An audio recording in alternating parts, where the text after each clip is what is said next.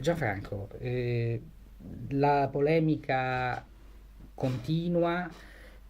Io ti dirò che mi trovo a disagio nel trovarmici dentro e il mio interesse in questa vicenda va al di là e io sono molto interessato personalmente al discorso del presidente Khatami che noi abbiamo registrato. Io credo tu abbia visto Ho alcune seguito un paio delle... di brani sul tuo www.Kashba. Esatto. Complimenti a proposito, Sì, no, no, ti prego, per ti arrendi. anche questo ecco, anche internet, quanto è importante la comunicazione, anche se noi vogliamo approfondire magari anche questo argomento sulla libertà di informazione che i paesi democratici possiedono, quando invece questi paesi islamici ancora non possono ottenere. Quindi questa questione legata, per esempio, se proprio vogliamo parlare di Iran, nell'Iran non ci sono le garanzie costituzionali dei cittadini nei Ecco, processi, certo. quindi in Iran esiste ancora la tortura, cioè la Mm, tortura è legittimata per mm, poter estirpare le confessioni agli imputati. certo. Quindi stiamo parlando stiamo parlando di cose che appartengono al Medioevo, e questa è la mia paura. Di Non argomenti, c'è altro. argomenti scomodi. Io ti riporto per favore alla domanda che cercavo di farti prima. Cioè, noi personalmente, la CASMA interessa molto il discorso del Presidente perché appunto abbiamo scritto ieri una pillola di pensiero islamico su cui volentieri ci confrontiamo. Anche al di là della figura in sé, forse discutibile o controversa del Presidente stesso. In questo senso, che cosa è avvenuto a Udine? Con che cosa ci siamo misurati? O ci stiamo misurando? Ma noi ci siamo misurati, no, io non penso che sia il termine misurati, perché in O realtà confronta, o non c'è ma confrontato? neanche un confronto, perché il dibattito è stato, ripeto, a senso unico, non c'è stata la possibilità di confronto, Sì, non c'è però stata la qualunque possibilità. cosa sia stata Noi, esposta in modo ma unilaterale, noi di che cosa comunque si tratta? c'è stato sicuramente per coloro che possiedono una coscienza critica o comunque anche la possibilità, un'opinione che può essere positiva o negativa a seconda dagli angoli da cui la si guardi. Per quanto ci riguarda è stato il festival dei No Global in doppio petto, questo, nient'altro, insomma non si può dire, perché i No Global nati, cresciuti da Napoli in avanti, ricordiamoci a metà del 2001, anzi marzo 2001, con le prove tecniche che Sì. poi arrivarono a Genova con il G8, e quindi questi erano i No Global che spaccavano le vetrine delle banche, delle multinazionali e anche dei centri di raccolta dei centri per l'impiego, quelli privati.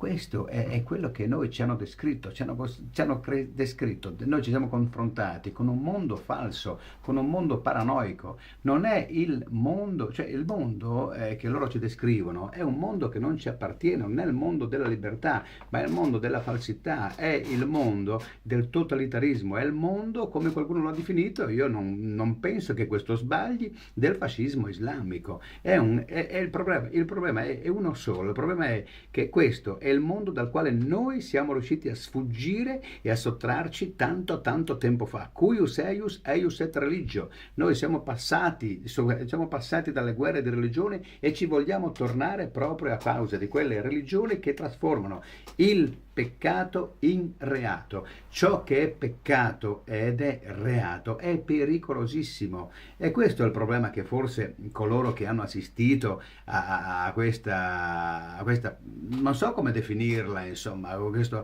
oratoria seducente di Katami che ci raccontava, ma poi non ho capito come questo qua. Allora, gli hanno tolto, quando lui è arrivato, gli hanno tolto un dipinto di una bellissima donna nuda che qualsiasi uomo che abbia un minimo di cervello la segue con attenzione, la guarda e magari avrebbe anche voglia di toccarla e farci anche dell'altro. Hanno tolto finanche questo quadro, hanno tolto tutte le majorette, tutte le hostess dal circondario entro i 500 metri di distanza dal perimetro in cui questo era presente. Hanno espulso anche la nonnina perché produceva la grappa, poi dopo la stessa per rivendicare non so che cosa, un principio di tolleranza, ma proprio una cosa assolutamente vergognosa, vomitevole. Il momento in cui questa che viene stata cacciata, che non la fanno nemmeno partecipare al dibattito, all'incontro con questi industriali, poi in sala in San Francesco esorta la platea ad applaudire questo signore, ma veramente siamo proprio al festival del buonismo,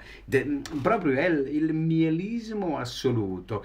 Tutto va bene, Madama la Marchesa, ma tutto va bene un cazzo, scusate, ma questi qua ci fanno fuori, cioè il problema non è questi qua, non è che non è che dobbiamo stare attenti Qui, anche noi. qui ti devo fare l'obiezione di rito, anche per quello ti avevo fatto la domanda iniziale. L'obiezione di rito è, però noi ci stiamo confrontando con un mondo plurale, sfaccettato, pieno di scismi e linee di faglia. E, sei d'accordo? Io dico soltanto una cosa, io sono d'accordo soltanto quando vengono garantite e assicurate le libertà individuali del cittadino di fronte alla legge e di fronte al mondo in cui appartiene. Io sono convinto di una cosa, noi siamo riusciti a sottrarci da quello che dicevi, da quello che dicevo, dall'etica religiosa, quindi un'etica che, ripeto, mantiene un principio molto integralista rispetto ai comportamenti, cioè quando ci vuol fare la morale, quando introduce l'etica nello Stato, noi stiamo sbandando, lo Stato è ormai svalvolato.